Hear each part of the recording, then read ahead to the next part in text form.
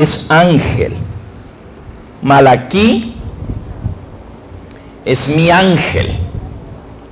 La palabra ángel en hebreo también significa mensajero. Mensajero. Malak, mensajero. Malaquí, mi mensajero. Malaquilla, se dice en hebreo Malaquías, Malaquilla, quiere decir mi mensajero, dice Jehová. Y si ustedes se fijan, el capítulo 3 de Malaquías y el versículo 1, se hace un juego de palabras con el nombre del profeta. Más bien el mensaje del profeta Malaquías está encerrado en su propio nombre. Dice el versículo 1 del capítulo 3. He aquí yo envío mi mensajero, el cual preparará el camino delante de mí. Muchas gracias. Noten, he aquí yo envío mi mensajero. Si ustedes lo estuvieran leyendo en hebreo, diría, he aquí yo envío Malaquí, mi mensajero, el cual preparará el camino delante de mí, y vendrá súbitamente a su templo el Señor, a quien vosotros buscáis. El mensajero o el ángel del pacto, la misma palabrita allí. Primero lo tradujo como mensajero, ahora la misma palabra en hebreo, malak, lo traduce como ángel. El ángel del pacto a quien deseáis vosotros, he aquí que viene, ha dicho Jehová de los ejércitos. ¿Y quién podrá soportar el tiempo de su venida? ¿O quién podrá estar en pie cuando Él se manifieste? Porque es como fuego purificador y como jabón de lavadores, como lejía, como cloro. He aquí yo envío mi mensajero delante de mí, dice Jehová. Él preparará el camino delante de mí y vendrá súbitamente a su templo. El Señor, el ángel del pacto a quien vosotros deseáis. El que iba a venir era el gran mensajero con mayúscula. Porque Cristo es el mediador, el mensajero, el ángel del pacto que vendría a su templo. Claro, Malaquías escribe esto 400 años antes de que Cristo venga a nacer en este mundo. Y por supuesto, pues esa profecía tiene un cumplimiento con la primera venida del Mesías a esta tierra. Pero antes de que venga el ángel del pacto a su templo, fíjense que el versículo 1 de Malaquías 3 usa otra expresión también. Dice, vendrá súbitamente a su templo el Señor, a quien vosotros buscáis, el ángel del pacto a quien deseáis vosotros. Jesucristo, el Señor, el ángel del pacto, es el deseado, a quien el pueblo deseaba. Y anoche hablábamos cómo por 4000 años el pueblo estuvo esperando, anhelando, buscando que viniera el Mesías. El ángel del pacto, el Señor, a quien vosotros deseáis, dice aquí. El profeta Ageo, que vivió en la misma época que Malaquías, encontramos su libro unas paginitas antes, en Ageo, en el capítulo 2, dice el versículo 6, Ageo 2, versículo 6.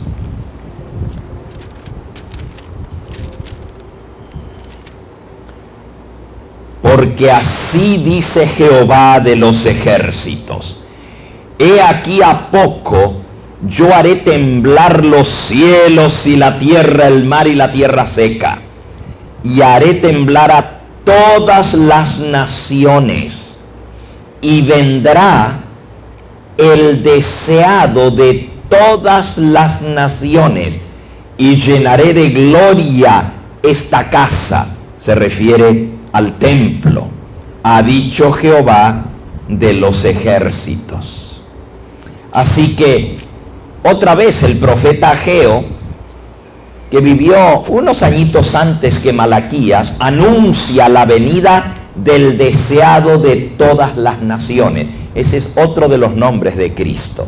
En hebreo, naciones, también se puede traducir la palabra goyim como gentes, el deseado de todas las gentes, o el deseado de todas las naciones. De ahí toma el libro tan hermoso de la biografía de Cristo que escribió la mensajera del Señor, Elena de White, titulado El deseado de todas las gentes. De aquí está tomado el nombre del libro. Vendrá a su templo y llenará de gloria esta casa, el deseado de todas las gentes. Malaquías le llama a quien vosotros deseáis, el ángel del pacto.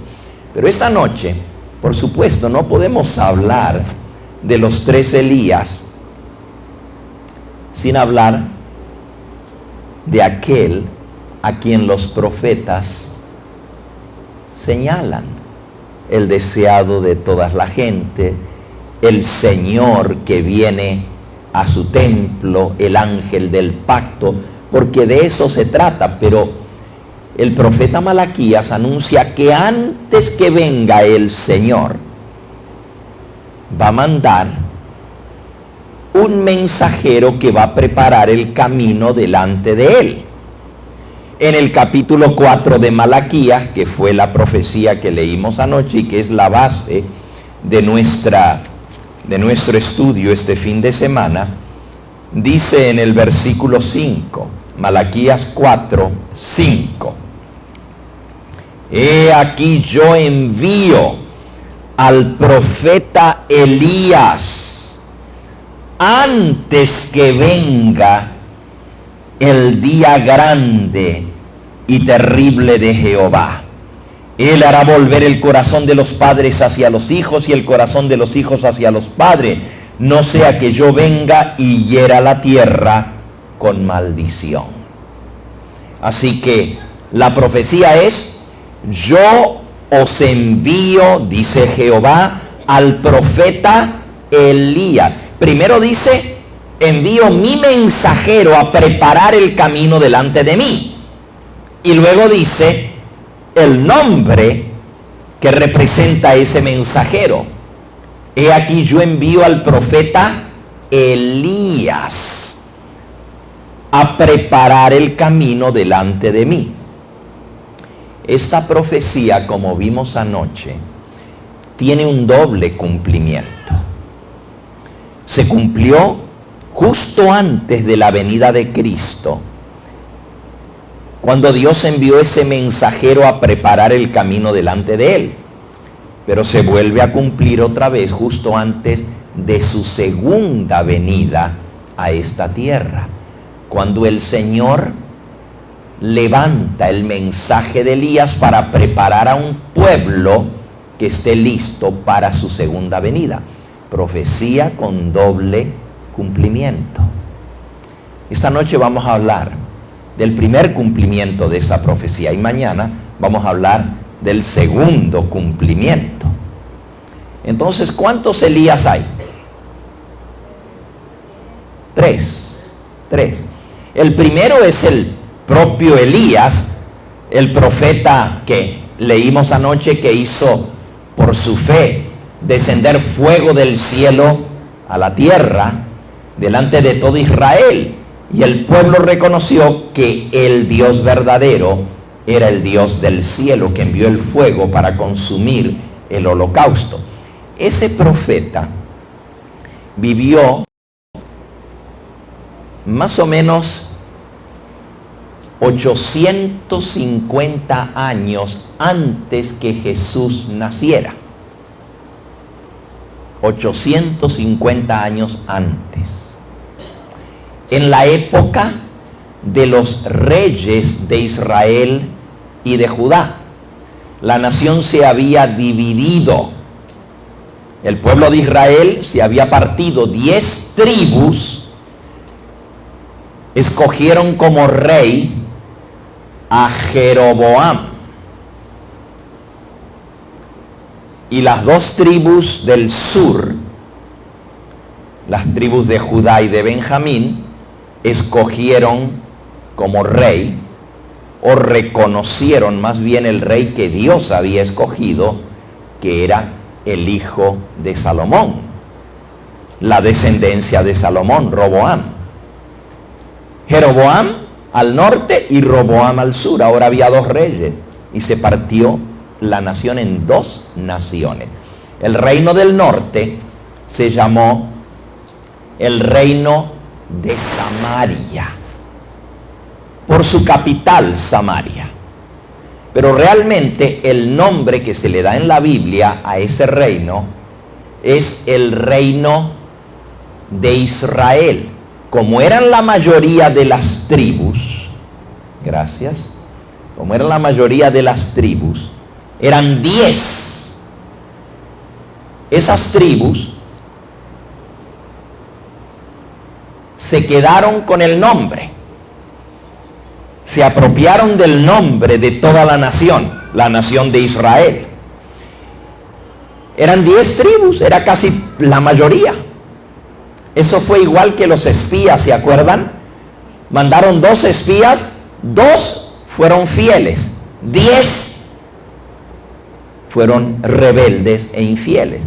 Ahora, a la hora de poner rey, 10 tribus se rebelan contra el escogido de Jehová, de la descendencia de Salomón, y escogen su propio rey, Jeroboam. Jeroboam fue el primero que llevó el pueblo a la total idolatría. Puso la capital en Samaria, al norte, y tenía un territorio mucho más grande que el otro. El reino del sur se llamó Judá, porque la tribu de Judá era una de las 2 que quedaron leales a la descendencia del rey Salomón, al rey, a la dinastía de Salomón de reyes. Y ese reino del sur tenía su capital en Jerusalén. Era el reino que se mantuvo leal a Dios. Fíjense cómo llegó a ser tan grande la apostasía, que Dios había dicho que solo en un lugar podía ofrecérsele holocausto a él, en Jerusalén, en el templo que él había mandado a levantar por Salomón. Pero los del reino del norte, rebeldes contra Dios, contra sus profetas, contra el rey que Dios había establecido, decidieron separarse. Y eran más, eran 10 tribus.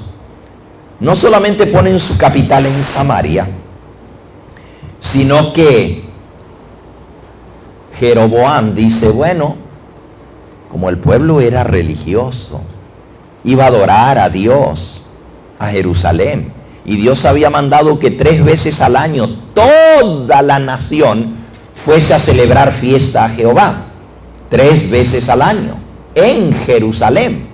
Y él había dicho, no pueden hacerlo en otra parte, es el lugar que yo he escogido. Le valió nada a Jeroboam. Él dijo, no van a ir a Jerusalén, porque estaban peleados. Ahora eran 2 naciones paralelas, pero no amigables. Se habían peleado. Con el tiempo volvieron a hacer las paces, pero no se unieron. Siguieron separados. Pero en esta época, como recién se habían dividido, eran rivales los dos reyes. Y Jeroboam dijo, no van a ir a Jerusalén a adorar. Aquí les vamos a hacer un santuario. Y mandó a construir un templo en Samaria. Pero en lugar de dedicar ese templo a Jehová, lo dedicó a Baal. Y a la esposa de Baal, Baal era el dios falso, el dios de los cananeos. Tenía una esposa ese dios que se llamaba Asera. El dios Baal era el dios sol y Asera era la diosa luna. Miren lo que hizo. Eso fue Jeroboam. Pero la descendencia de Jeroboam, todos fueron reyes idólatras, apóstatas, separados del pueblo de Dios. Querían hacer sus cosas a su manera. Ya no estaban contentos con adorar con el resto. Ahora querían ellos hacer un reino aparte, con un templo aparte, con todo diferente de los demás. Y Jeroboam levantó un becerro de oro allá en Samaria. Me voy ahora a correr. Eso sucedió en el año 931 antes de Cristo. El profeta Elías se levanta 100 años más tarde, cuando ya el pueblo estaba en total apostasía, y Dios lo mandó a profetizar contra el reino de Samaria, los que se habían separado del pueblo de Dios para formar su propia nación. Vamos a leer sobre esto. Está en Primera de Reyes, en el capítulo 16. Todo el libro de Reyes cuenta esta historia. Realmente, la separación viene allá al principio del libro de Reyes. Está la historia de Salomón, y en el capítulo 12 de Primera de Reyes se titula el capítulo Rebelión de Israel. Rebelión de Israel. No vamos a leer el capítulo, pero solo sepan que aquí se presenta a Roboam y a Jeroboam, los dos reyes paralelos. Dice en el versículo 19: así se apartó Israel de la casa de David hasta hoy. Escribe el que escribió el libro de Reyes años más tarde, porque está contando toda la historia. Dice, hasta el día de hoy están separados. Así se apartó Israel de la casa de David hasta hoy. Dice el versículo 20: y aconteció que oyendo todo Israel que Jeroboam había vuelto, enviaron a llamarle a la congregación y le hicieron rey sobre todo Israel, sin quedar tribu alguna que siguiese la casa de David, sino solo la tribu de Judá. Los únicos que quedaron fue Judá. Por eso el reino se llamó el reino de Judá. El del norte, el reino de Israel, y el del sur, el rey de Judá. El reino del norte tenía capital en Samaria, y el reino del sur tenía la capital en Jerusalén, pero en Jerusalén estaba el templo. Miren, desde aquel entonces se dividió el pueblo de Dios y se dividió la adoración. Vean qué interesante esto. Ahí mismo, en Primera de Reyes, capítulo 12, dice: y cuando Roboam vino a Jerusalén, reunió a toda la casa de Judá y a la tribu de Benjamín, 180,000 hombres guerreros escogidos con el fin de hacer guerra a la casa de Israel y hacer volver el reino a Roboam, hijo de Salomón. Él dijo, no, esto no puede ser. ¿Cómo se van a separar? Y reunió un ejército grandísimo, 185,000 hombres guerreros escogidos, y le declaró la guerra a Jeroboam, que se había apartado. Y estaba listo para obligarlos a que se unieran y que fueran leales a su reinado, porque Roboam era el hijo de Salomón. Y Dios había dicho, recuerden que Salomón es hijo de David, y Dios le había prometido a David que un descendiente suyo se iba a sentar en el trono para siempre. Para siempre. Y usted dice, bueno, pero hoy en día no hay un descendiente de David. Claro que lo hay, está sentado en el trono del cielo. Ese descendiente de David se llama Jesucristo, Rey de Reyes. Él es el descendiente. Y de esa descendencia, de David a Salomón, de Salomón a Roboam, y allí sigue la descendencia de donde nació el Señor Jesús. Pero los del norte se apartaron. Las 10 tribus del norte dijeron, nosotros no queremos seguir más con esta gente. Nosotros vamos a hacer nuestro templo aparte. Nos vamos a ir y y eran más, fíjense, eran más. Eran 10 tribus. Y Roboam dijo, no, tienen que estar unidos. Y decidió levantar guerra. Pero miren lo que le dijo Dios. Vino palabra de Jehová, versículo 22, a Semanías, varón de Dios. Semanías era profeta, diciendo, habla a Roboam, hijo de Salomón, rey de Judá, y a toda la casa de Judá y de Benjamín, y a los demás del pueblo, diciendo, así ha dicho Jehová, no vayáis ni peleéis contra vuestros hermanos los hijos de Israel. Volveos cada uno a su casa, porque esto lo he hecho yo. Y ellos oyeron la palabra de Dios y volvieron y se fueron conforme a la palabra de Jehová. Así que Dios dijo, no se peleen. Paró la guerra Dios a través del profeta. No vayan a pelear con sus hermanos. Déjenlos. Si ellos quieren estar apartados, allá ellos. Yo me encargo de eso, pero ustedes no peleen con sus hermanos. Pero miren lo que hace ahora Jeroboam. Versículo 25. Entonces reedificó Jeroboam a Siquem. Siquem es lo mismo que Samaria, en el monte de Efraín, y habitó en ella.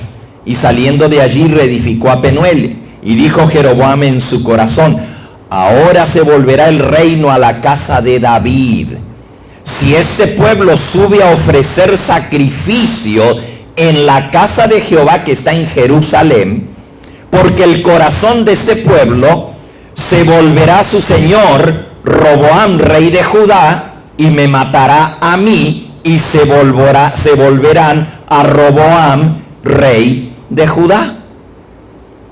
Si yo dejo que el pueblo vaya a adorar a Jehová al templo allá, van a ver al rey, y le llama señor al rey, Roboam, hijo de Salomón, y el pueblo se va a volver su corazón allá, y me van a matar a mí, y me voy a quedar sin mi reino. Miren lo que es el deseo de supremacía, de ser jefe, de ser rey, el deseo de dominar, el deseo de tener control, que lo sigan a él. No le importó la unión del pueblo de Dios, Jeroboam. Pero miren lo que hace Jeroboam. Habiendo tenido consejo, versículo 28, hizo el rey 2 becerros de oro y dijo al pueblo, bastante habéis subido a Jerusalén. He aquí tus dioses, oh Israel, los cuales se hicieron subir de la tierra de Egipto. Y puso uno en Betel y el otro en Dan. Y eso fue causa de pecado, porque el pueblo iba a adorar delante de uno hasta Dan. Vean, hermanos, la misma palabra de la apostasía del pueblo de Israel al pie del monte Sinaí, cuando Aarón hizo el becerro de oro, ahora Jeroboam dice, voy a hacer no uno, voy a hacer dos becerros de oro. Dos becerros de oro, y puso uno en la capital, en Samaria, y puso el otro en Dan, al norte, más al norte, a donde termina la última tribu del norte. Dijo, para que no tengan que ir a Jerusalén. Y el pueblo comenzó a ir a adorar en esos lugares de culto. Y dijo, estos son los dioses que te sacaron de Egipto. Comparen esto con la apostasía al pie del monte Sinaí. En Éxodo capítulo 32. Dice el versículo 1, Éxodo 32:1.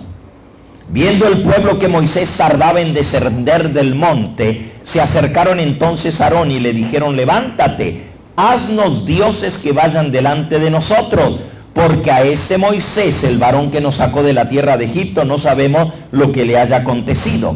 Y Aarón les dijo, apartad los zarcillos de oro que estén en las orejas de vuestras mujeres, de vuestros hijos y de vuestras hijas, y traédmelos. Y el pueblo apartó los zarcillos de oro que tenían en sus orejas, y se los trajeron a Aarón, y él los tomó de las manos de ellos, le dio forma con buril, e hizo de ello un becerro de fundición. Entonces dijeron, ahí está en el versículo 4, Israel, estos son tus dioses que te sacaron de la tierra de Egipto. Apostasía completa. Ahora vean qué interesante, ¿no? Porque ellos sabían muy bien quién los había sacado de Egipto. Habían visto los milagros y las maravillas que Dios había hecho. Y no tenían ni 40 días que habían escuchado la voz de Dios desde el cielo promulgar la santa ley con voz de trueno, tanto que el pueblo se espantó y se puso desde lejos del monte y le dijo a Moisés que ya no hable más Dios. Mejor habla tú con Dios. Y lo mandaron a hablar a él con Dios al monte. Y Moisés estuvo 40 días. Pero en esos 40 días pasó lo que estamos leyendo. Hicieron un becerro de oro. Y dijeron, Israel, estos son tus dioses que te sacaron de Egipto. Y cuando vio esto Aarón se espantó. Y entonces dijo, versículo 5, viendo esto Aarón, edificó un altar delante del becerro de oro y pregonó a Aarón y dijo, mañana será fiesta para Jehová. Yo quiero que ustedes noten esto, porque cualquiera dice, bueno, estaban adorando al becerro de oro, símbolo del dios Sol. Pero Aarón, el sumo sacerdote, dice, hizo un altar delante del becerro de oro y dijo, mañana será fiesta para Jehová. Y al día siguiente madrugaron y ofrecieron holocaustos y presentaron ofrendas de paz. Se sentó el pueblo a comer y a beber y se levantó a regocijarse. Y Jehová le dijo a Moisés, anda, desciende, porque tu pueblo que sacaste de la tierra de Egipto se ha corrompido. Pronto se apartaron del camino que yo les mandé, se han hecho un becerro de fundición y lo han adorado y han ofrecido sacrificios y han dicho, Israel, estos son tus dioses que te sacaron de la tierra de Egipto.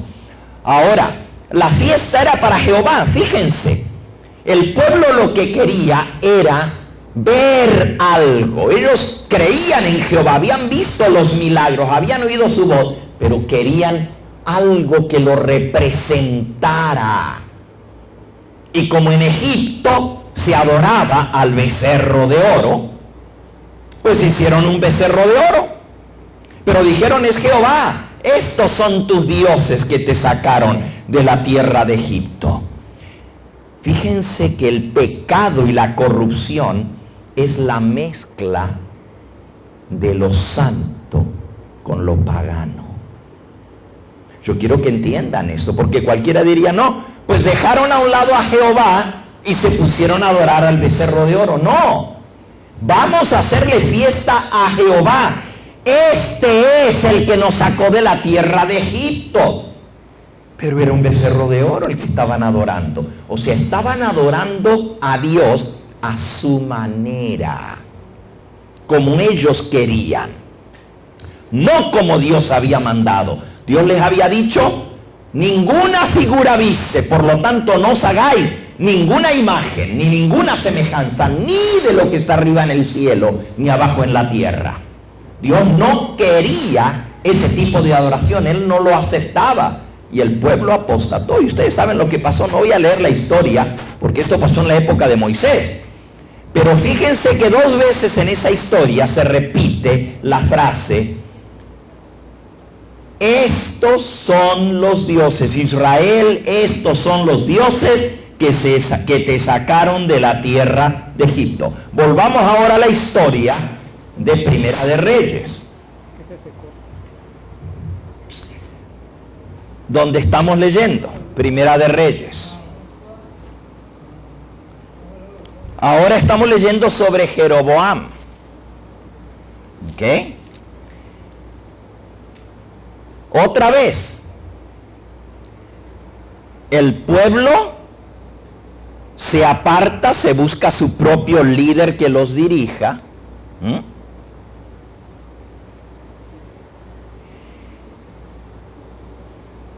Y Jeroboam manda hacer 2 becerros de oro.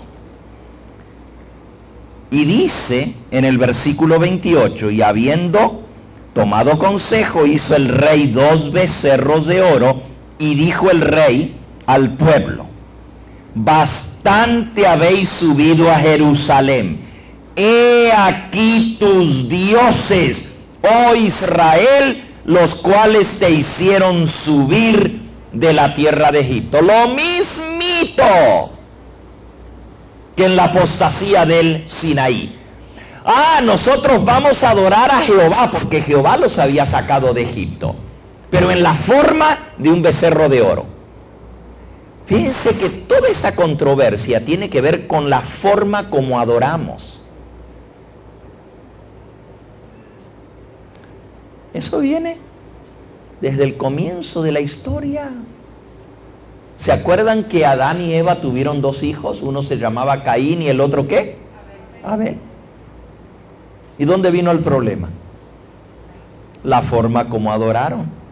Dios había dicho cómo debían ofrecerse los sacrificios y qué debía ser lo que sacrificaran.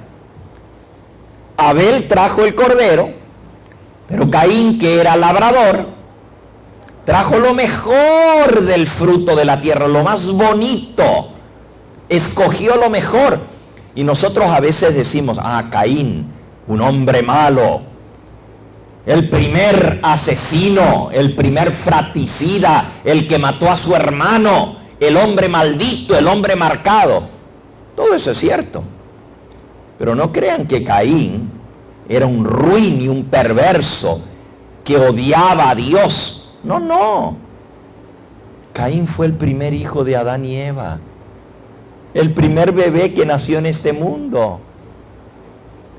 Porque Adán y Eva no habían nacido como bebés.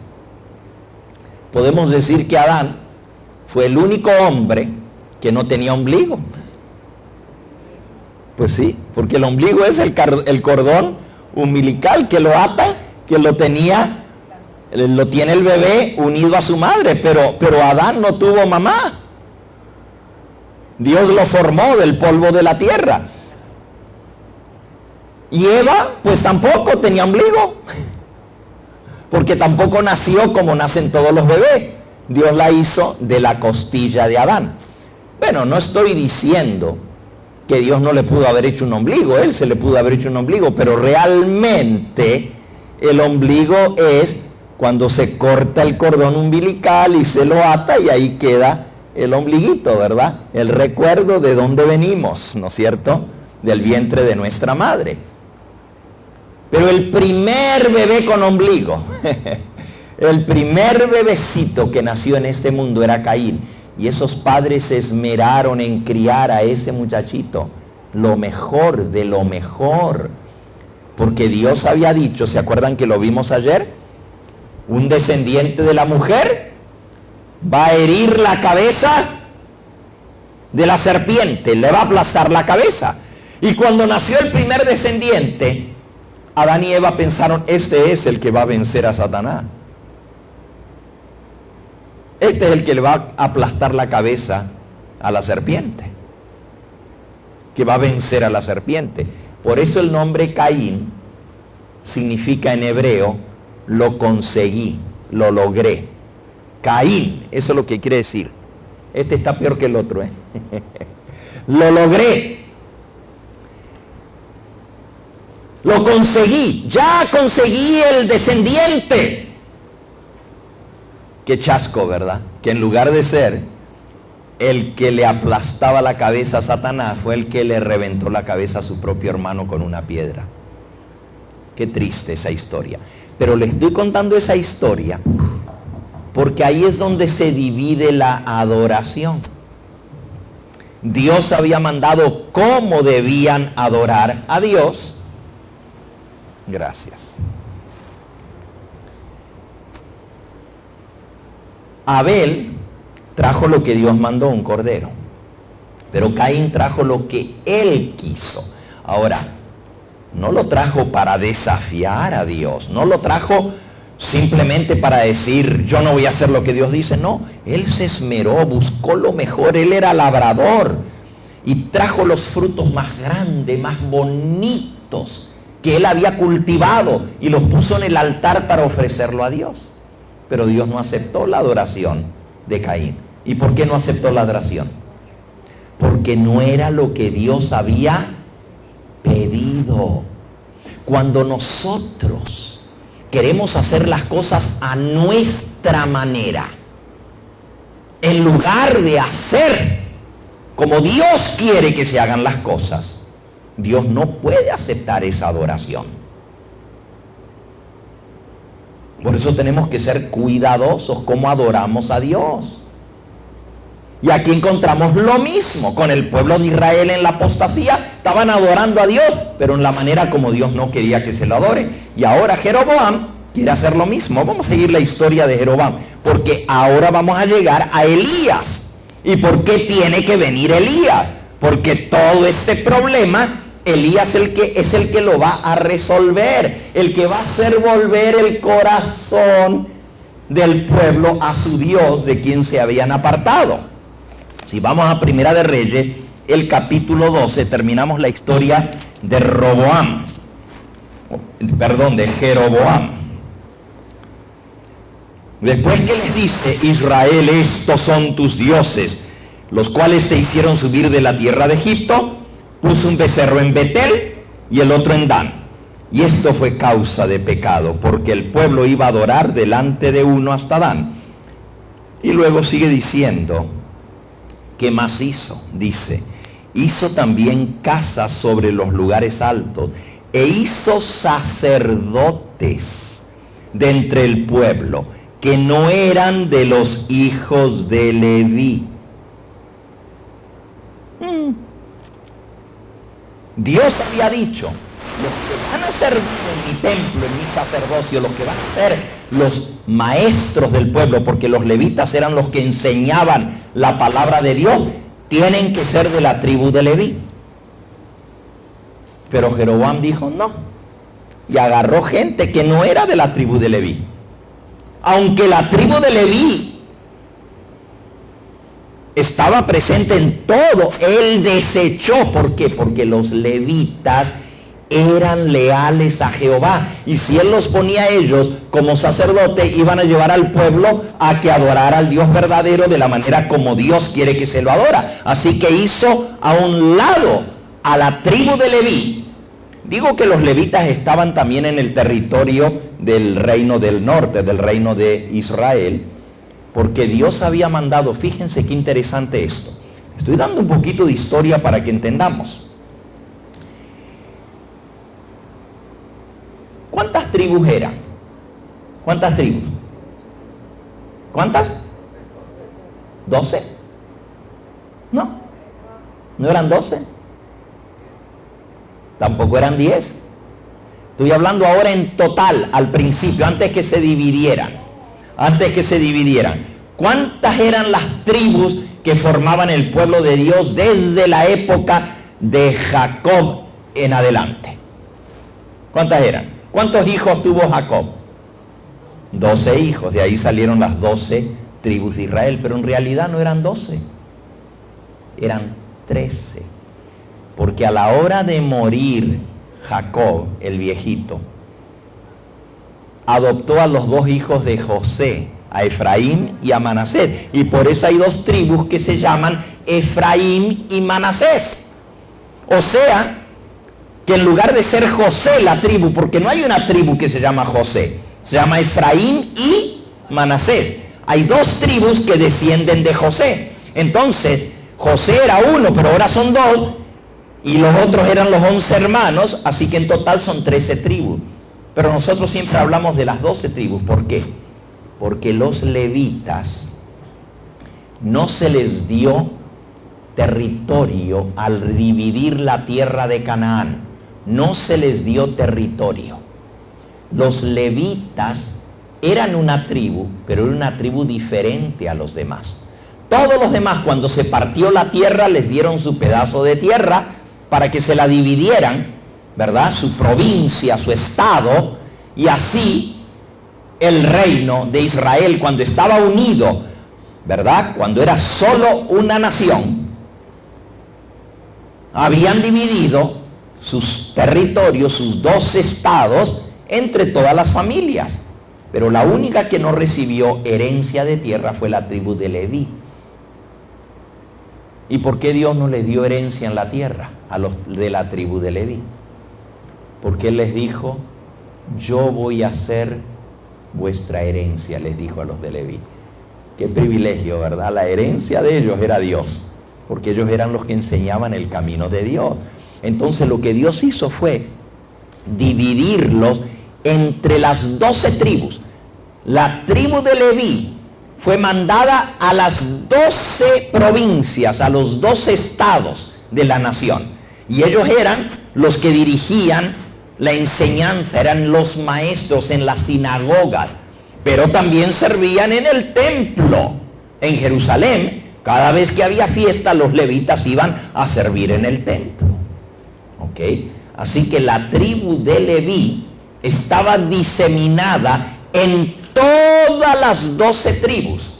Era la número 13. Era la 13. 12 tenían territorio y ellos no tenían. Y entonces, ¿cómo se mantenían? Con los diezmos de las otras tribus. Por eso los diezmos iban para los levitas, porque ellos servían al templo de Jehová. Ellos enseñaban a adorar a Dios, ellos enseñaban al pueblo y se mantenían de los diezmos que daba el pueblo. Eso está todo explicado allí en los libros de la palabra de Dios, los libros que escribió Moisés. Ahora, cuando Jeroboam, fíjense que él tenía levitas en todo su territorio de las 10 tribus, pero cuando se rebela y hace su propio reino aparte, no toma en cuenta a los levitas que tenían sus territorios. Dijo, no, porque estos le van a enseñar al pueblo que hay que ir a adorar a Jerusalén. Y hay que hacer las cosas como Dios manda y no a como yo quiero. Los hizo a un lado y Él estableció sacerdotes. Otra vez, las cosas no pueden ser como nosotros decimos, como nosotros creemos. Dios tiene establecido cómo se tienen que hacer las cosas en su pueblo, en su iglesia. Solamente les leo un versículo y ahorita volvemos a la historia, pero miren lo que Dios dice a través del apóstol San Pablo en Romanos, en el capítulo 10. Algunas preguntas muy interesantes. Romanos 10 dice: si confiesas con tu boca, versículo 9, que Jesús es el Señor, y crees en tu corazón que Dios le levantó de los muertos, serás salvo. Porque con el corazón se cree para justicia, pero con la boca se confiesa para salvación. Pues la Escritura dice, todo aquel que en él creyere no será avergonzado, porque no hay diferencia entre judío y griego, pues el mismo que es Señor de todos es rico para todo con todos los que le invocan, porque todo aquel que invocar el nombre del Señor será salvo. ¿Ustedes creen que somos salvos por creer en Cristo Jesús? Amén. Pero miren qué interesante las preguntas que vienen ahora. ¿Cómo pues invocarán, versículo 14, aquel en el cual no han creído? Para ser salvos, invocar el nombre del Señor. Pero ¿cómo van a invocar si no han creído? ¿Y cómo creerán en aquel de quien no han oído? ¿Y cómo oirán sin haber quien les predique? ¿Y cómo predicarán si no fueren enviados?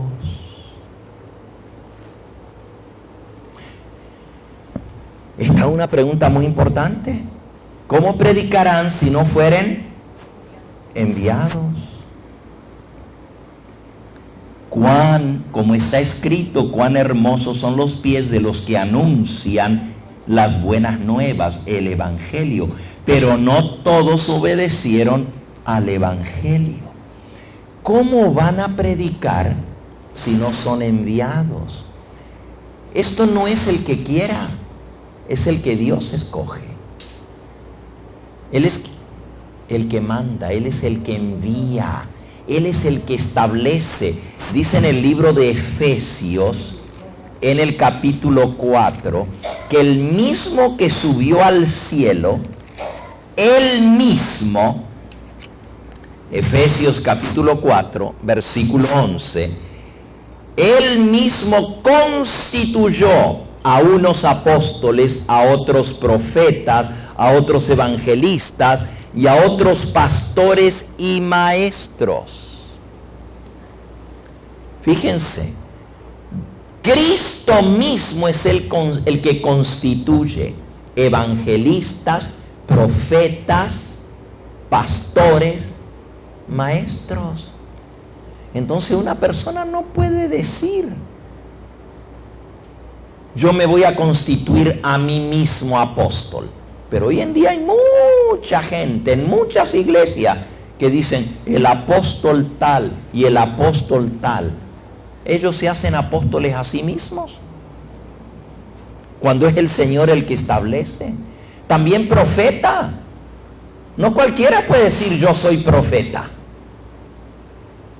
Dios es el que establece, Él llama, Él escoge. Pastores y maestros como eran los levitas, Dios escogió a los levitas. Pero Jeroboam dijo, no, yo voy a poner sacerdotes a quien yo quiera.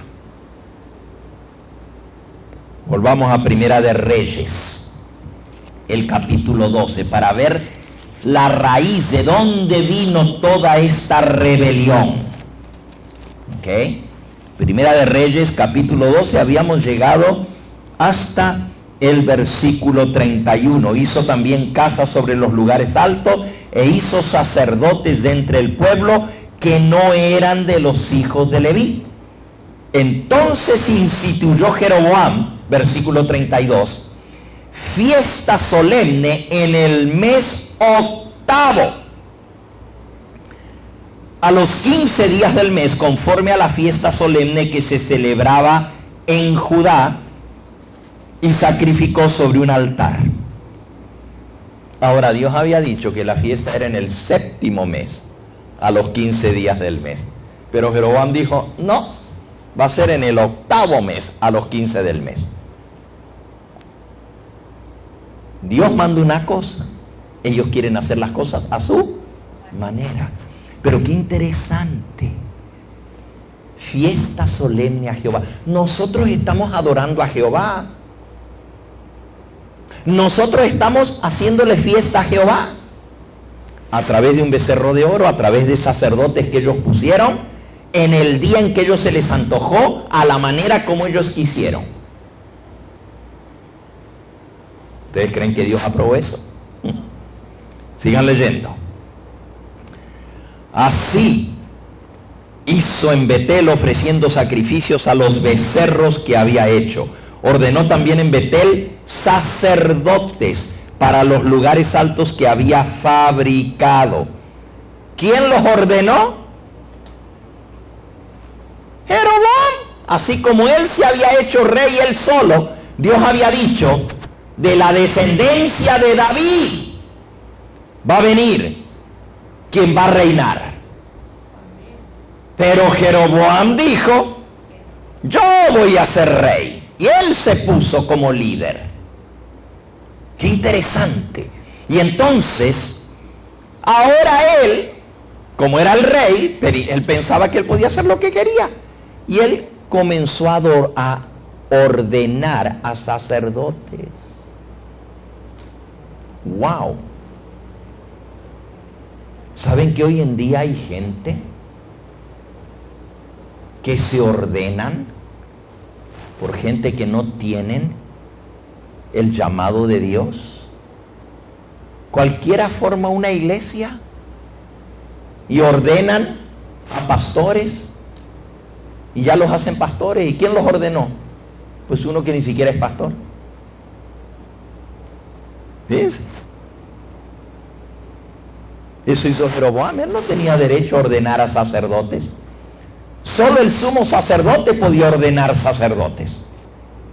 Pero él ordenó a sacerdotes en los lugares que él había fabricado. Versículo 33. Sacrificó pues sobre el altar que él había hecho en Betel a los 15 días del mes octavo, el mes que él había inventado de su propio corazón. Ahí está el problema. Los días dedicados a Dios que él había inventado en su propio corazón. E hizo fiesta a los hijos de Israel y subió al altar para quemar incienso. Ahora, ese fue el comienzo de la rebeldía. Se parte la nación en dos. Dios quería que fuera un pueblo unido, con un solo Dios, un solo pueblo. Pero Jeroboam partió el pueblo en dos y se quedó con la mayoría. Los descendientes que vinieron en el reino del norte, que se llamaba el reino de Israel, y el reino del sur se llamaba el reino de Judá. ¿Por qué creen que hasta el día de hoy se les llama judíos? Porque descienden del reino de Judá, no del reino de Israel. Ustedes saben cómo terminó el reino de Israel, ¿verdad? Aniquilado. Fueron llevados al cautiverio antes que el pueblo de Judá. 200 años antes, los asirios los llevaron cautivos y nunca más regresaron. No como los judíos que fueron llevados cautivos a Babilonia, pero Dios les prometió, van a estar en el cautiverio 70 años, pero a los 70 años van a volver. Y me van a edificar otra vez en Jerusalén.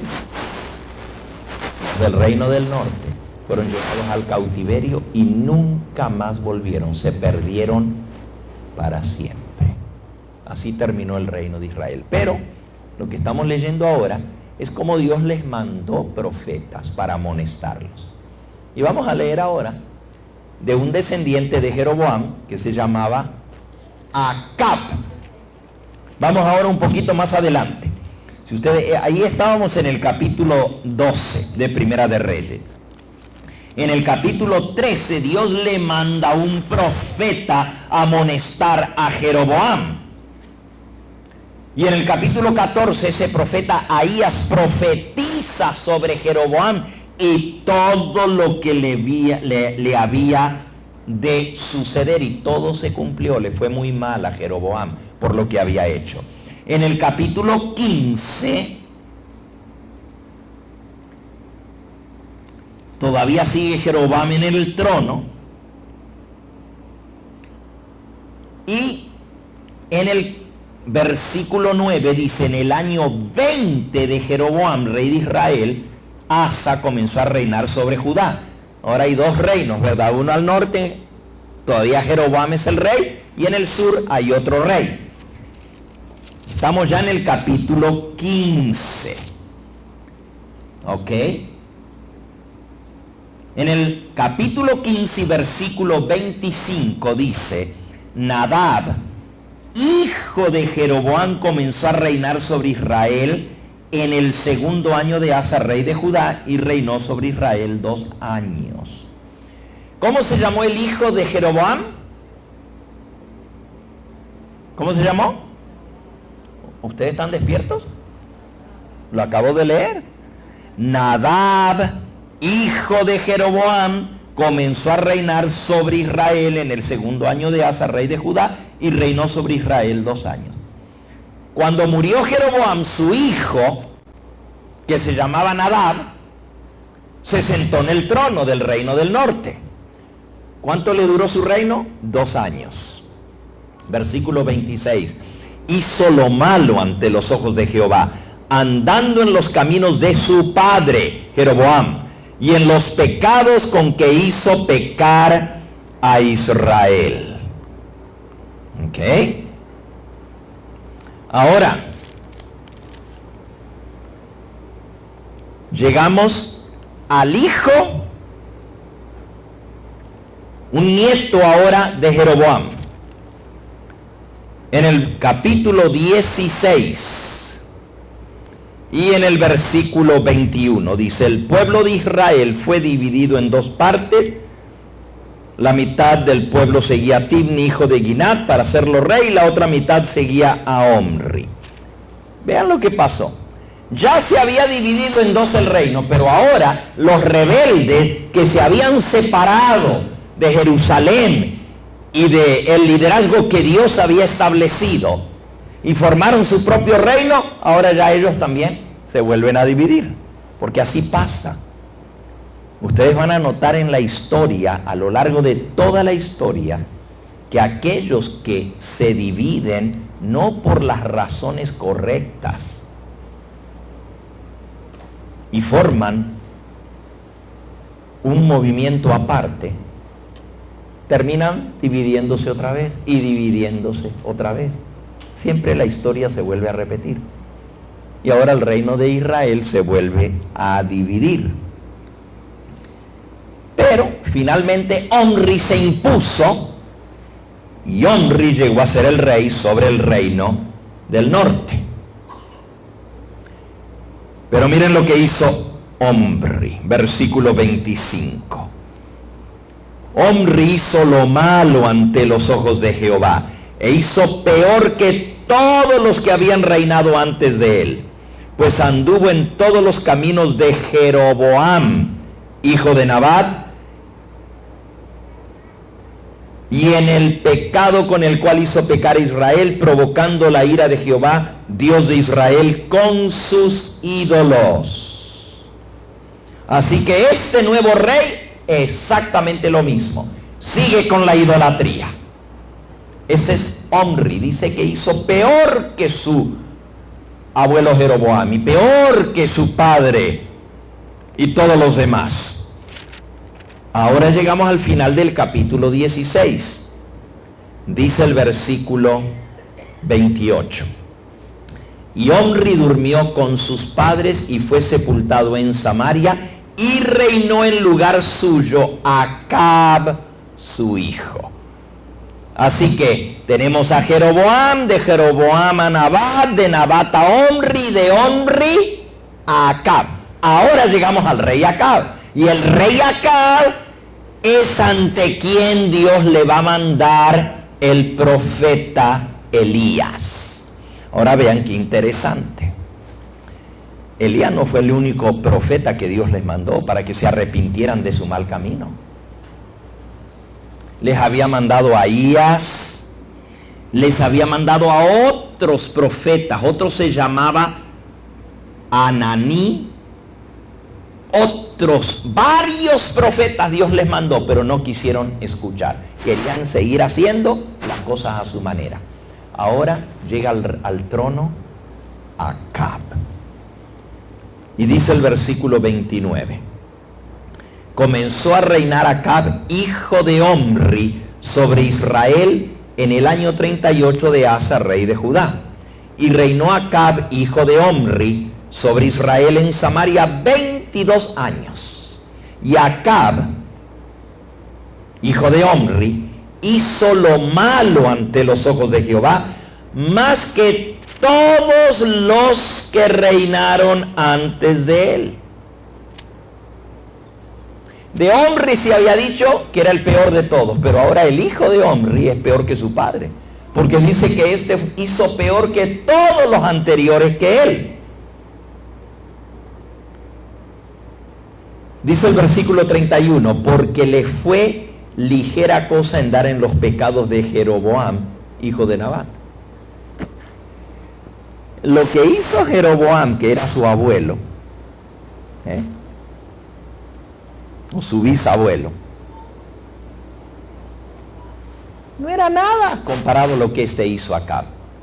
Lo que hizo Jeroboam era cosa ligera, nada comparado a lo que hizo Acab. ¿Qué hizo Acab? Le fue cosa ligera andar en los pecados de Jeroboam, hijo de Nabat, y tomó por mujer a Jezabel, hija de Et-Baal, rey de los sidonios, y fue y sirvió a Baal y lo adoró. E hizo altar a Baal en el templo de Baal que él edificó en Samaria. Su bisabuelo había hecho becerros de oro, pero ahora le hace altar a Baal. Fíjense cómo son las cosas. Primero, estaban adorando el becerro de oro, pero decían, este es Jehová que nos sacó de Egipto. Pero ahora ya no le llaman Jehová, ahora le llaman ¿qué? Baal, el dios falso.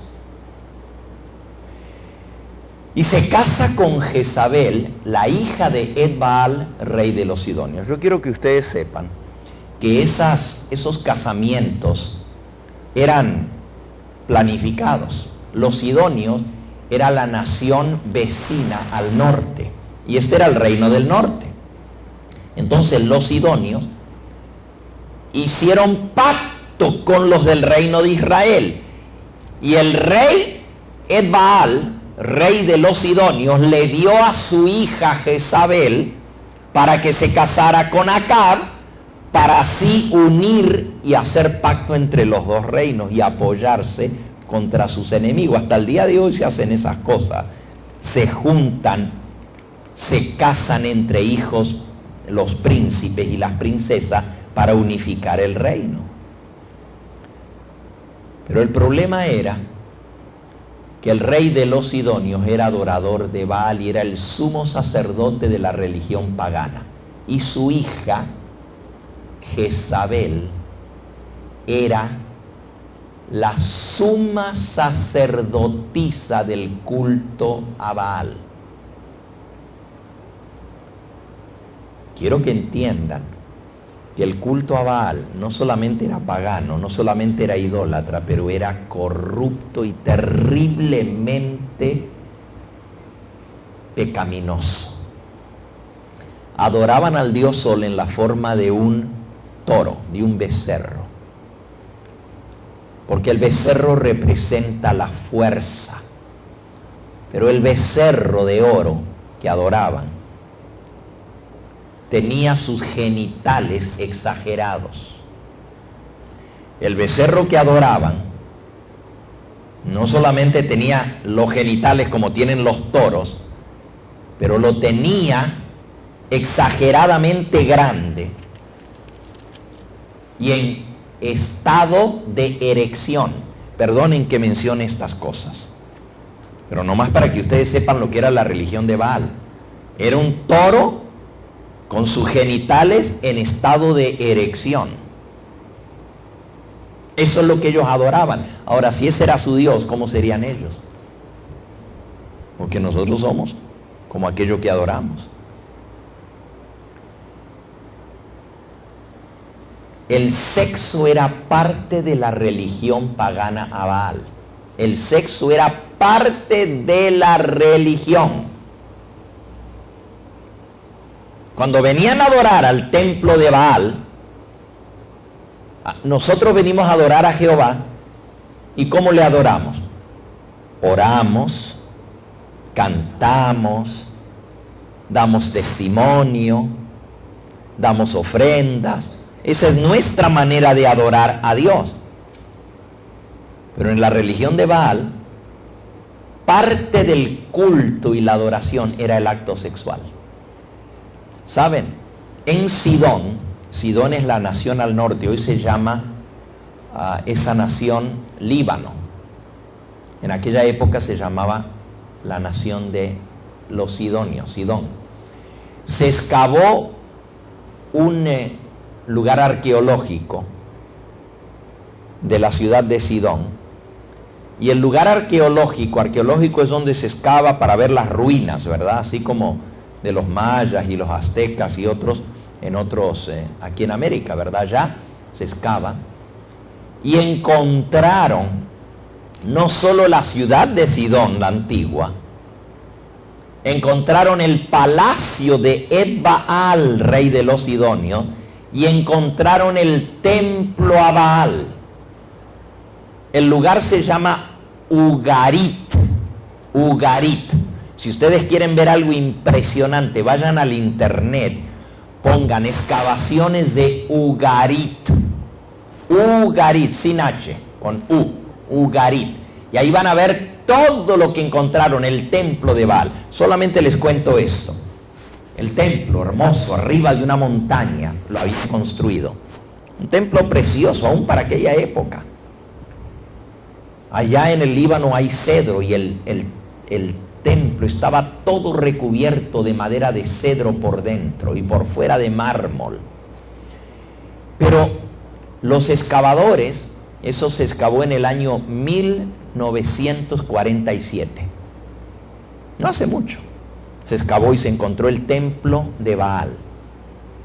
Los excavadores se encontraron con algo que no sabían lo que era. Debajo del templo, como en un piso de abajo del templo, el templo tenía un montón de cuartitos, uno al lado del otro, cuartitos pequeños, cuartos. Y ellos dijeron, bueno, pues ¿qué serían todos esos cuartos? Oh, seguro cuando venían los adoradores de lejos ahí se hospedaban para poder dormir y venir a las fiestas de Baal. No. Después descubrieron lo que eran los cuartitos. Los cuartitos eran lugares de prostitución, donde los adoradores a Baal venían y alquilaban el cuarto y alquilaban la sacerdotisa de Baal para adorar a Baal a través del acto sexual. Las sacerdotisas de Baal se llamaban vestales, y eran sacerdotisas y enseñaban el sexo al pueblo. También se encontró que había sacerdotes que practicaban el homosexualismo y enseñaban a tener relaciones hombres con hombres. Estoy hablando de 850 años antes de que Cristo naciera, o sea, hace casi 3.000 años. Ya esto pasaba en aquella época. Miren lo que dice la Biblia sobre Jezabel. En el libro de Apocalipsis, en el capítulo 2, Apocalipsis, capítulo 2. Y aquí está hablando de la Jezabel simbólica, pero es igual que la Jezabel original. Apocalipsis 2:20 dice: tengo unas pocas cosas contra ti, que toleras que esa mujer Jezabel, que se dice profetiza, enseñe y seduzca a mis siervos a fornicar y a comer cosas sacrificadas a los ídolos. Le he dado tiempo para que se arrepienta, pero no quiere arrepentirse de su fornicación. Jezabel era una fornicaria. En palabras más sencillas, una prostituta. ¿Cómo no lo va a ser? La que se casó con el rey de Israel, Acab, era la principal prostituta del culto a Baal. Esa era la que enseñaba a fornicar y adorar a los ídolos. Esa le enseñaba las técnicas sexuales a las demás prostitutas del templo. Se casó con Acab. ¿Y qué hizo Acab? Vamos de vuelta a Primera de Reyes, capítulo 16. Habíamos leído hasta el versículo 33. Hizo también Acab una imagen de acera. El 33. El 32, habíamos llegado al 32. No solamente el rey Acab sirvió a Baal y lo adoró, sino que le hizo altar a Baal y le construyó un templo en Samaria. Versículo 33. Hizo también Acab una imagen de Acera. Acera era la esposa de Baal. Haciendo así Acab más que todos los reyes de Israel que reinaron antes de él, para provocar la ira de Jehová Dios de Israel. El peor de todos los reyes hasta entonces fue Acab. Construyó un templo a Baal en Samaria y le construyó un templo a Acera. ¿Se acuerda que anoche leímos que Elías degolló los sacerdotes de Acab y de Acera? ¿Por qué creen que los degolló? Alguien dice, ay, pero qué cosa tan terrible, degollarlos a todos. ¿Saben por qué? Eran los que enseñaban, los falsos profetas, que enseñaban a fornicar al pueblo en el culto idolátrico a Baal, no solamente a postrarse ante el becerro de oro. Ayer leímos cómo saltaban alrededor del altar y se cortaban con cuchillos. Todo ese culto pagano era enseñado por estos hombres. Pero ¿quién era la que estaba detrás de todo esto? Vayan por un momentito a Segunda de Reyes. Segunda de Reyes.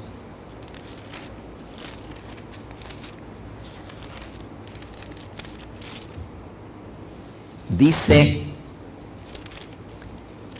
sobre la muerte de Acab. Sobre la muerte de Acab. Eso está están en Segunda de Reyes. A ver.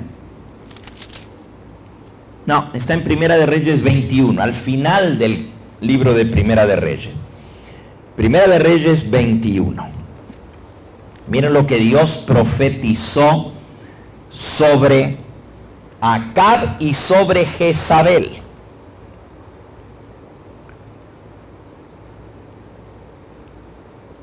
Dice,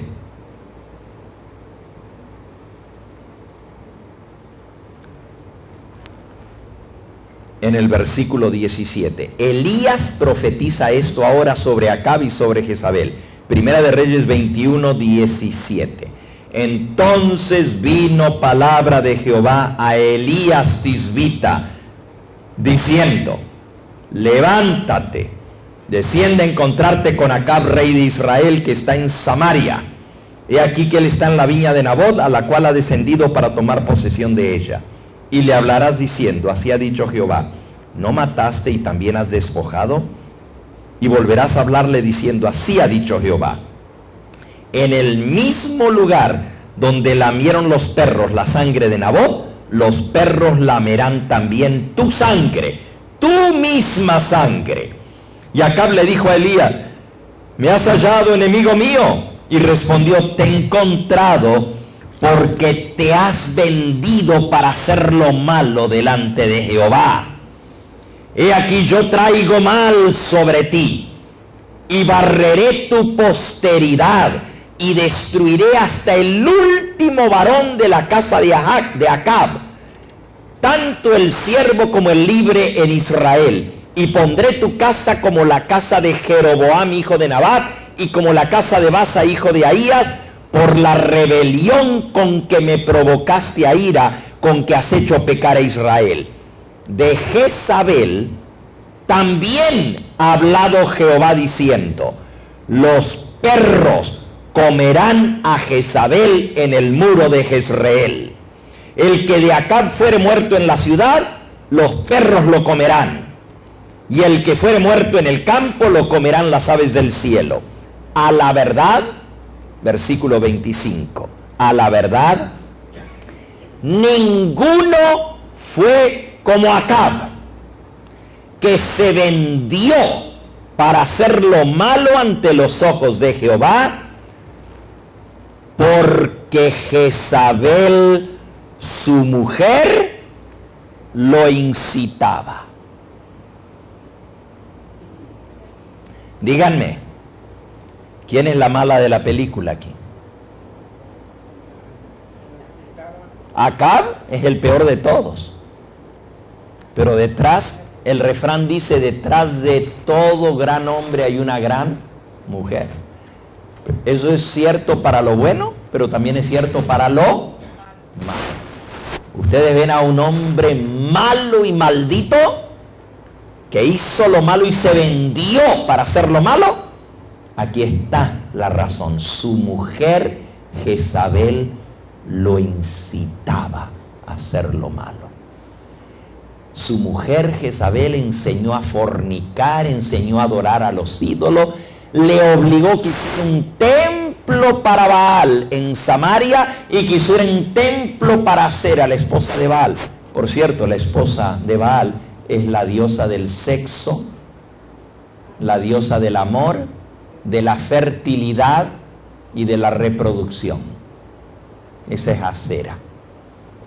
Se la adora como una mujer desnuda, toda cubierta de senos. Un símbolo sexual. Esa es Acera. Y Acab hizo un templo y puso la diosa Acera dentro, toda desnuda, una mujer hermosa, voluptuosa, toda cubierta de senos, para que la gente la adorara, y venían a adorarle. Y por supuesto, al entrar al templo de Acera, las adoradoras tenían que entrar descubiertas, totalmente sin ropa. Y al son de la música bailaban, haciendo mover sus senos de un lado para otro. Ese era el culto a Acera. Y el culto a Baal, pues era incitarse sexualmente hasta que cayeran en estado igual que el toro de erección. Son cosas feas. A mí no me gusta hablar de esto, hasta vergüenza me da tener que hablar de esto, pero para que ustedes entiendan por qué Elías mandó a degollar a toda esa gente, porque habían caído a lo más bajo.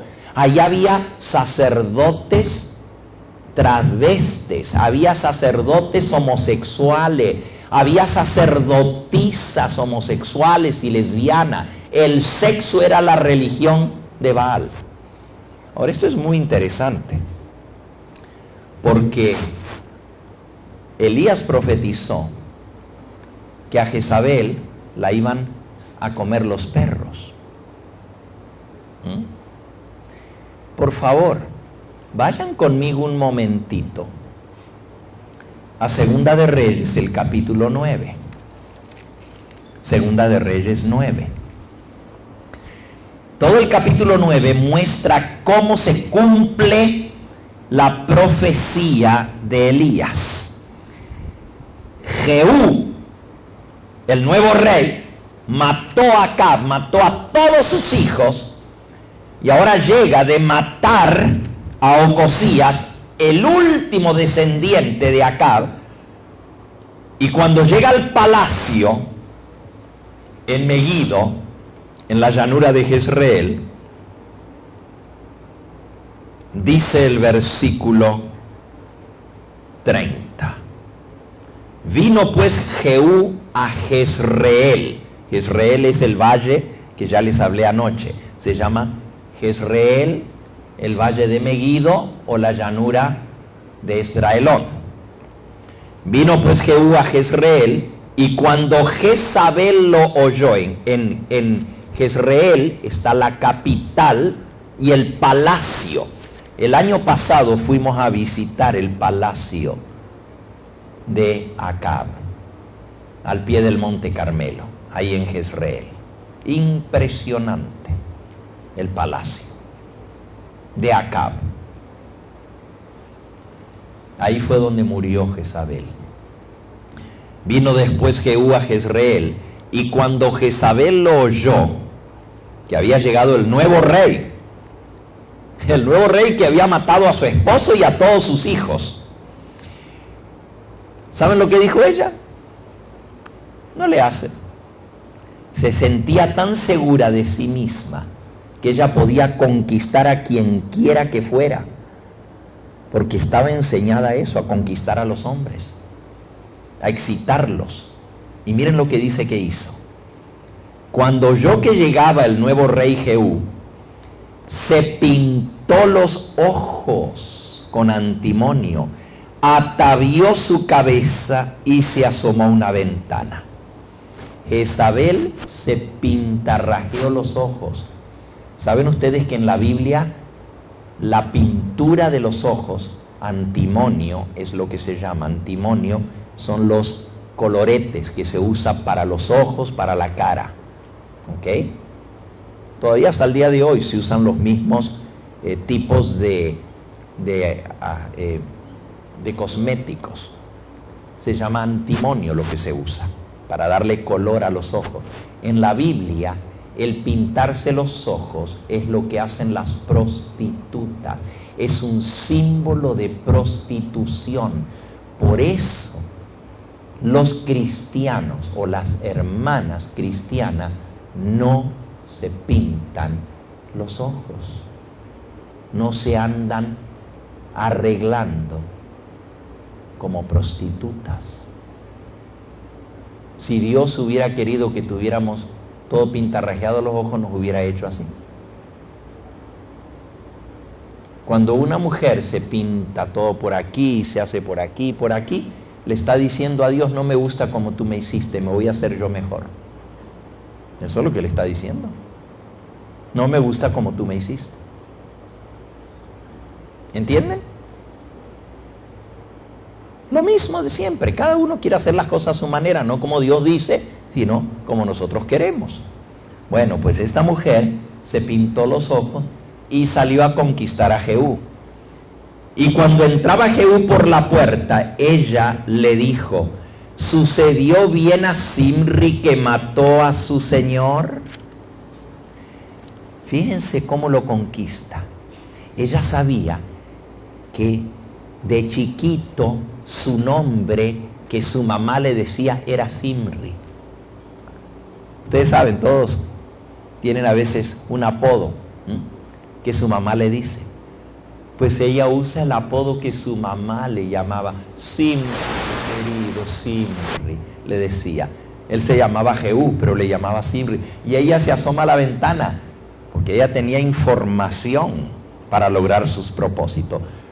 ¿Le fue bien a Zimri que mató a su señor? Está hablando de que había matado al propio hijo de ella. Pero ¿saben lo que ella dice? No soy viuda, no veré orfandad y seguiré siendo reina. Apocalipsis 18. Léanlo. Apocalipsis 18. Aquí está hablando de la ramera de Babilonia. Dice el versículo 4. Oí otra voz del cielo que decía: salid de ella, pueblo mío, salid de Babilonia, para que no seáis partícipes de sus pecados, ni recibáis de sus plagas, porque sus pecados han llegado hasta el cielo y Dios se ha acordado de sus maldades. Dadle a ella como ella os ha dado, pagadle doble según sus obras. En el cáliz que ella preparó bebida, preparadle a ella el doble, por cuanto ella se ha glorificado y ha vivido en deleites, tanto dadle de tormento y llanto, porque dice en su corazón: yo estoy sentada como reina, y no soy viuda, y no veré llanto, por lo cual en un solo día vendrán sus plagas, muerte, llanto y hambre, porque será quemada con fuego, porque poderoso es el Señor que la juzga, y los reyes de la tierra que han fornicado con ella, y con ella han vivido en deleite, llorarán y harán lamentación sobre ella, cuando vean el humo de su incendio, y parándose lejos por el temor de su tormento, dirán: ay, ay de la gran ciudad de Babilonia, la ciudad fuerte, porque en una hora vino tu juicio. Aquí está hablando de la que decía: soy reina y seguiré reinando y no soy viuda. ¿Por qué decía no seré viuda? Porque me voy a conquistar el nuevo rey. Se pinta los ojos y se asoma a la ventana y le dice: oye, Simri, ¿te fue bien que mataste a tu señor? No tenía ni amor de madre en su corazón esta Jezabel, porque está hablando de el hombre, claro, por boca de Dios. Mató a Acab, a su marido, y mató a todos sus hijos, y este era el último que acaba de matar, y viene de camino de matar a su propio hijo, y ella le sale al encuentro y se asoma a la ventana toda bonita, adornadita, pintarrajeada, y dice: este es el nuevo rey, a este me lo voy a conquistar también. Vuelvan a la historia, miren cómo termina la historia. Estamos en Segunda de Reyes 9, versículo 32. Alzando entonces él su rostro hacia la ventana, dijo: ¿quién está conmigo? ¿Quién? Y se inclinaron hacia él 2 o 3 eunucos. Eunucos eran los que servían a la reina. Y él les dijo: empújenla hacia abajo, échenla abajo. Y ellos la empujaron. Estaba en un segundo piso, se asomó a la ventana. Y los que se suponía que la servían a ella, sus servidores, cuando Jehú dijo: ¿quién está conmigo?, él les gritó desde abajo: empújenla. Y la empujaron de la ventana y se cayó, se golpeó en las piedras del palacio,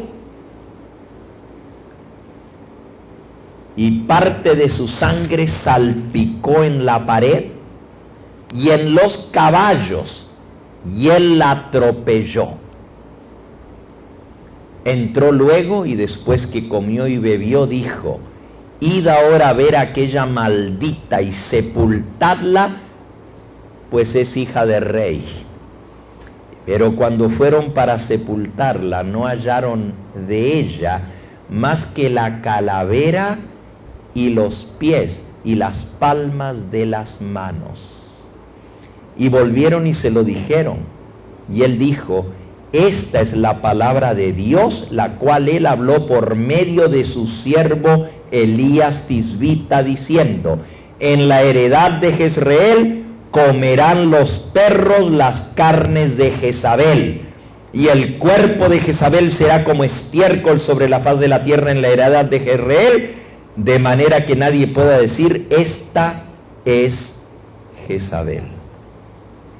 Se la comieron los perros, y cuando fueron a defecar, por todo eso quedó regada Jezabel. Así fue como terminó Jezabel. Bonita muerte, ¿verdad? Qué interesante todo esto. Y usted dice: pastor, ¿y por qué estamos estudiando todo esto? Espérense que mañana vamos a ver la Jezabel moderna, la última. Porque así como hay un rey Acab, y hay una mujer prostituta, y hay los falsos profetas, también hay un Elías. Y Elías predice la caída de Jezabel. Vean qué interesante. Elías que profetizó que Jezabel iba a caer e iba a ser comida por los perros. Vayan a Apocalipsis capítulo 19. Apocalipsis, capítulo 17, 17. Dice el versículo 15. Me dijo también: las aguas que has visto donde la ramera, la prostituta, se sienta, son pueblos, muchedumbres, naciones y lengua. Y los 10 cuernos que viste en la bestia, estos aborrecerán a la ramera y la dejarán desolada y desnuda, y devorarán sus carnes y la quemarán con fuego, porque Dios ha puesto sus corazones el ejecutar lo que Él quiso, ponerse de acuerdo y dar su reino a la bestia, hasta que se cumplan las palabras de Dios. Aquí está la Jezabel moderna. ¿Y cómo va a terminar? Van a devorar sus carnes. Y usted dice: ¿pero qué quiere decir eso? Mañana lo vamos a ver cuando hablemos del Elías moderno, porque el Elías moderno profetiza la caída de Jezabel, la caída de Babilonia.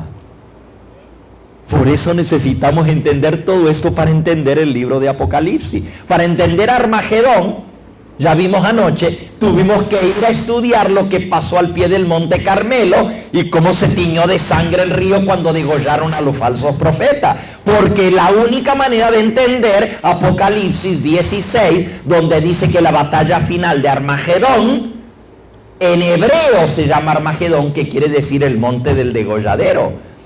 En todo el libro de Apocalipsis lo que se está hablando es de Elías.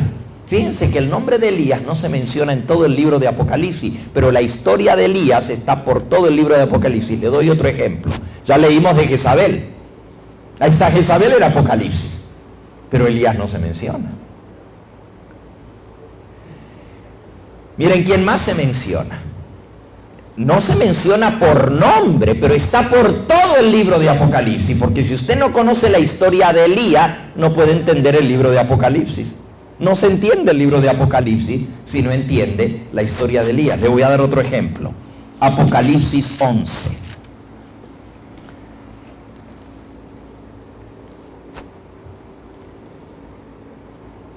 Dice el versículo 6. Estos tienen poder para cerrar el cielo, a fin de que no llueva en los días de su profecía. ¿Quién fue el que cerró el cielo y no llovió en los días de su profecía? Elías. Elías. Y tiene poder sobre las aguas para convertirlas en sangre y para herir la tierra con toda plaga cuantas veces la quieran. Wow. Ahí está Elías, el que tiene poder. Y miren la otra, el falso profeta. Apocalipsis capítulo 13. Versículo 13, también hace grandes señales, de tal manera que aún hacen descender fuego del cielo a la tierra delante de los hombres, y engaña a los moradores de la tierra con las señales que se le ha permitido hacer en presencia de la bestia, mandando a los moradores de la tierra que le hagan imagen a la bestia que tiene la herida de espada y vivió, y se le permitió infundir aliento a la imagen de la bestia, para que la imagen hablase e hiciese matar a todo el que no la adorase. El sábado 16 de septiembre vamos a tener el Día de la Hermandad en Glendale, y yo voy a predicar sobre Apocalipsis 13, sobre la imagen de la bestia y lo que esto significa. Pero ahorita estamos hablando sobre Elías, para que ustedes entiendan cuán importante es todo esto. Elías, les voy a decir ahora rapidito, el tiempo ya se me fue, wow, ya tengo que terminar. Y estoy comenzando recién. Miren, escuchen bien ahora, les voy a resumir la historia de Elías. Número 1, Elías surge en un tiempo de terrible apostasía del pueblo de Dios. Número 2, Elías llama al pueblo al arrepentimiento, a la reforma y a prepararse para el encuentro con su Dios. Número 3, Elías predica un mensaje de juicio, anuncia el juicio. de Dios sobre la nación, el juicio sobre Acab, el juicio sobre Jezabel, el juicio sobre los falsos profetas.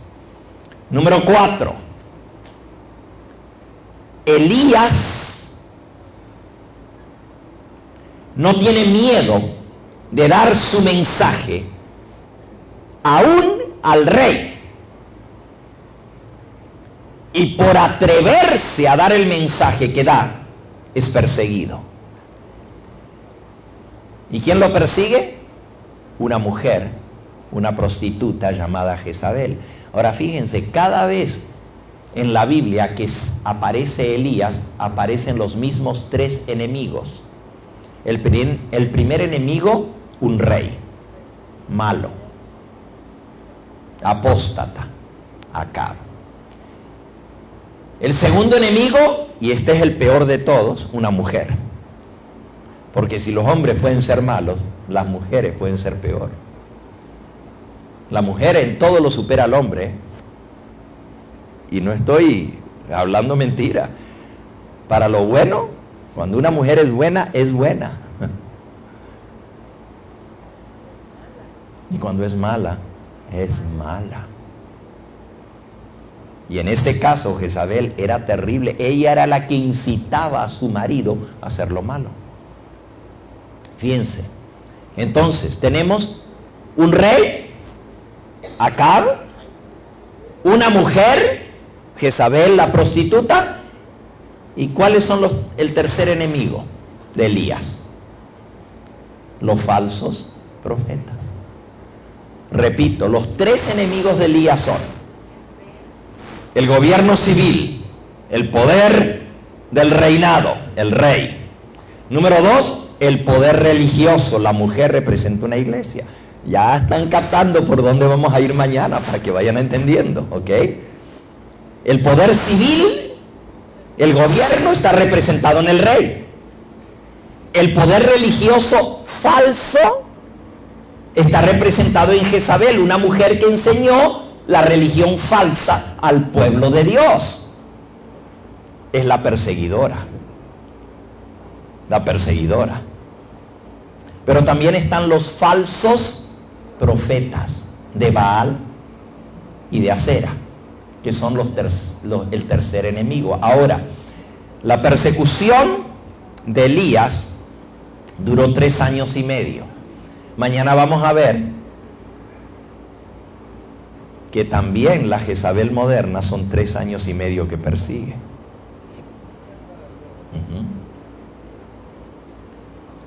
Elías manda a reunir todo sobre el monte Carmelo. Y la confrontación es sobre la adoración. ¿Baal o Jehová? Ahora, Jehová es el creador de los cielos y de la tierra, el único Dios verdadero. Él tiene un día en el cual se le adora, que nos recuerda que Él es el creador. ¿Y cuál es el día que nos recuerda que Jehová es el creador de los cielos y de la tierra? ¿Cuál es? El sábado. ¿Por qué? Porque en 6 días hizo Jehová los cielos, la tierra, el mar y todo lo que en ellos hay, y reposó el 7º día. Por tanto, el Señor bendijo el día de sábado y lo santificó. El símbolo de la adoración a Jehová es su santo sábado. El Dios Baal, el Dios falso, es el Dios Sol. ¿Y cuál es el día del Dios Sol? El domingo. Espérense. Ya van a ver cuando hablemos el 16 de septiembre, el día de la hermandad ahí en Glendale. Todos están invitados, no vayan a faltar. Cuando hable yo de los 3 frentes que se está usando para la ley dominical. Ya no dicen que es una ley religiosa. Oh, no. Ahora es una ley social para el bien de la familia. Ahora es una ley laboral para el bien de los trabajadores. Y ahora la ley dominical se va a pasar como una ley ecológica para el bien del planeta. ¿Qué les parece? 3. Recuerden, el falso profeta. ¿Quiénes son los enemigos del Elías moderno. Apocalipsis 16. Ya leímos anoche del Armagedón, pero leímos un versículo que ahora lo van a entender mejor. Apocalipsis 16, versículo 13. Vi salir de la boca del dragón y de la boca de la bestia y de la boca del falso profeta. El dragón, la bestia y el falso profeta. 3 enemigos. Ahora, el mensaje de Elías es un mensaje de juicio, pero es un mensaje de arrepentimiento, llamando al pueblo a volver a los caminos de Dios, a ser leal a sus mandamientos, obedecer los mandamientos de Dios. Pero también el centro de la adoración de Elías es un sacrificio que levanta sobre un altar y coloca un buey. ¿Y por qué un buey? Algunos dicen, porque los adoradores de Baal adoraban a un buey, a un becerro. No. La razón es esta. Cuando un individuo peca, según la Biblia, en el antiguo pacto, cuando una persona peca, tenía que traer un corderito. Pero cuando la nación entera pecaba, tenían que traer un buey para recibir el perdón. O sea, el altar que levanta Elías es un altar para pedir perdón a Dios, y sacrifica un buey como holocausto por el pecado de toda la nación, y los llama al arrepentimiento. El mensaje de Elías es un mensaje en el cual se eleva a Cristo como el único que puede perdonar el pecado de toda la nación y de todo el pueblo de Dios. Elías, después de su gran triunfo sobre el Monte Carmelo, profetizó la lluvia. También el Elías moderno profetiza la lluvia tardía. Y cayó lluvia como, olvídense, peor que el huracán que hay ahora allá en Texas. Cayó tanta lluvia en Israel que tuvo que correr él y el agua se le venía encima. La lluvia tardía está representada en la historia de Elías. Pero no solamente eso. Elías fue llevado vivo al cielo sin ver la muerte. Representa el Elías moderno que no va a morir y va a ser llevado vivo al cielo sin gustar la muerte. Todas estas cosas las vamos a ver mañana, a ver el Elías final. Nos faltó hablar del Elías del Nuevo Testamento, el Elías de la época de Cristo, Juan el Bautista. Anoche lo tocamos un poquito.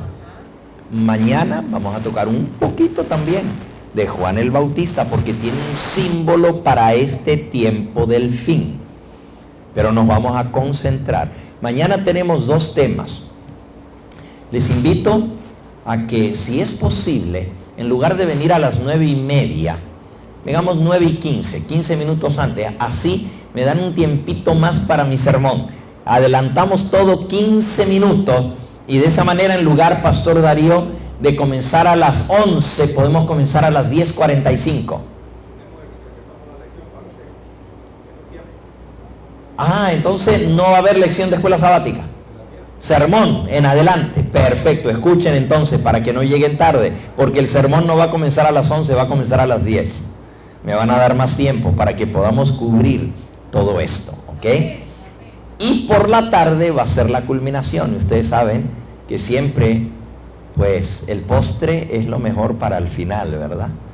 El tema de la tarde va a ser temprano.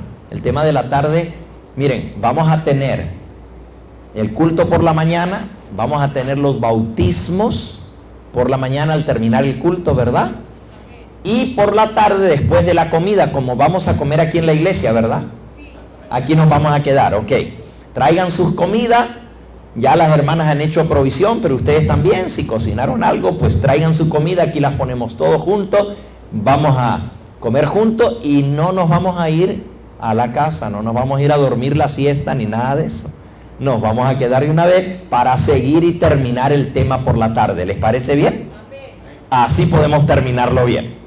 Bueno, en esta noche yo voy a terminar por aquí.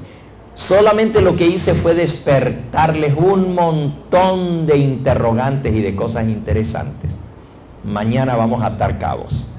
Mañana vamos a unir todo esto que venimos hablando en un rompecabezas. Ahorita les puse las piezas del rompecabezas, pero ahorita hay que armarlo para el Elías final. ¿Quién es el Elías final? Fíjense.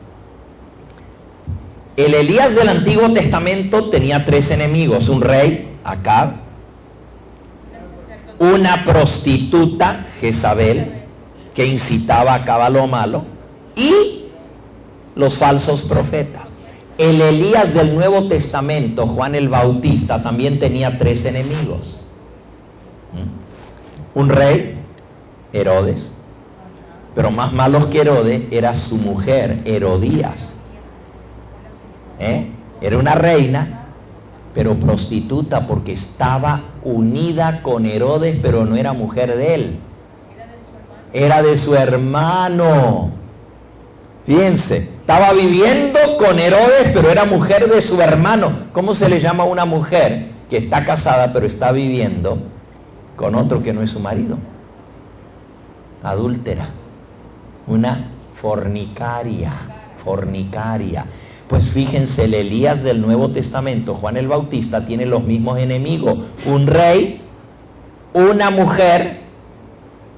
¿Y quién es el tercer enemigo que pide la cabeza de Juan el Bautista sobre un plato? La hija de la ramera. La hija de la ramera. En el Elías final, leo el último versículo y con ese terminamos. Apocalipsis 17. Apocalipsis 17.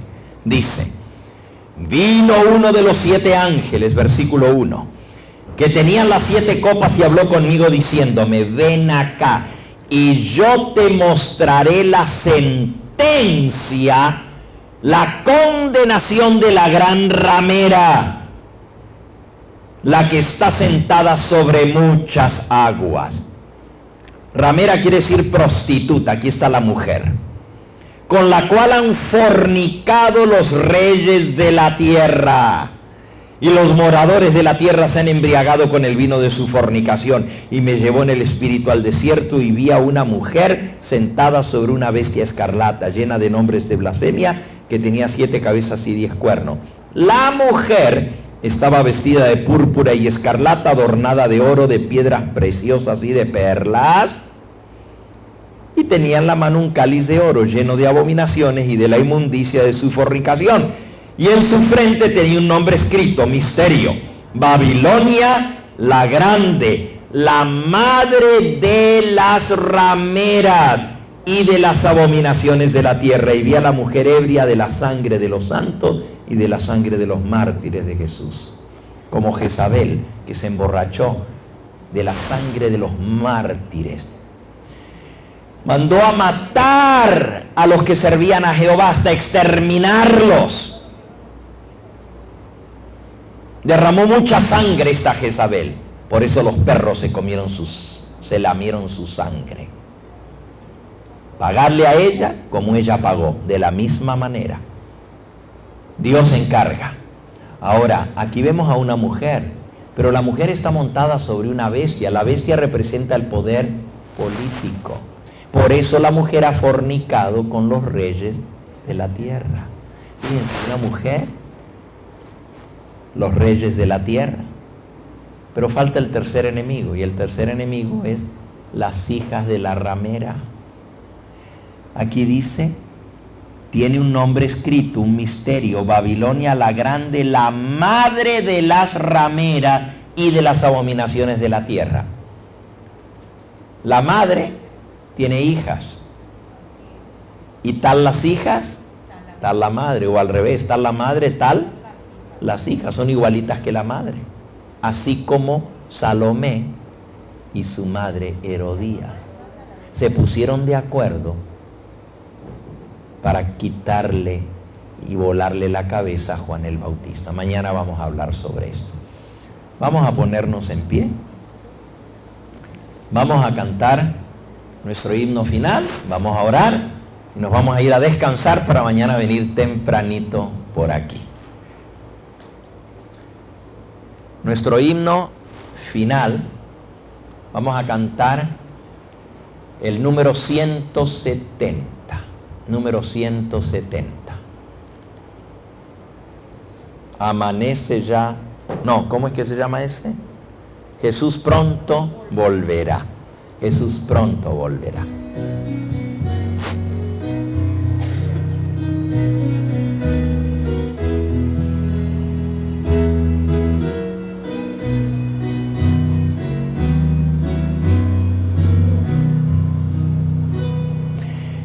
Jesús pronto volverá al mundo con gran poder. Promesa nos dio y la cumplirá, su rostro podremos ver. En gloria y majestad vendrá nuestro Salvador. Pues señales por doquier anuncian al Señor. Muy pronto el Señor vendrá y el pueblo que le esperó del vil pecador librado será por Cristo que lo salvó. Sus hijos disfrutarán de Cristo la comunión y por siempre gozarán su eterna salvación. Del norte y del sur vendrán trofeos del Redentor. Las costas del mar sus joyas darán que adornen al Salvador. Los santos con él Irán las bodas a celebrar y por siempre gozarán su eterna hogar. Muy pronto el Jesús vendrá y el pueblo dará su fin. Con gran majestad su voz sonará, gloriosa por el confín. Los ángeles tocarán trompetas de salvación y los santos vivirán su eterna redención. Todo lo que estamos viendo nos muestra que la venida de Cristo está muy cercana. Vamos a postrarnos de rodillas para orar.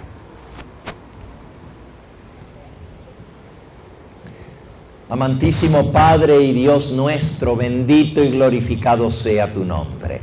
Al estudiar tu palabra, al estudiar y escudriñar acerca de la historia del pasado, nos ayuda a sacar lecciones para nuestra vida, para el presente. Al estudiar la gran apostasía de tu pueblo en el pasado, te pedimos humildemente que nos libres de toda maldad, de toda apostasía, que podamos ser un pueblo que te adore como tú quieres, como tú nos indicas que debemos adorarte, que aprendamos en esta tierra la verdadera adoración para poder un día adorarte cara a cara, en tu presencia con los ángeles y con los redimidos de todas las edades. Gracias por revelarnos las cosas proféticas profundas, los simbolismos que hay en la historia del Antiguo Testamento y cómo esto se repite en el libro de Apocalipsis. Despídenos con tu bendición en esta noche. Tráenos nuevamente con bien por la mañana a glorificar tu nombre como hermanos juntos, a poder adorarte en la gran congregación como dice tu palabra, y que al aprender de las cosas que tenemos que entender para prepararnos para lo que se avecina, tú nos des un corazón dispuesto a hacer tu voluntad. Despídenos con tu bendición, danos un descanso reparador y despiértanos por la mañana en tu santo día para venir juntos a adorarte. Perdona nuestros pecados y graba en nuestro corazón tu mensaje. Te lo pedimos en el nombre precioso de Cristo Jesús. A Él sea la gloria y la honra por los siglos de los siglos. Amén, Señor. Amén.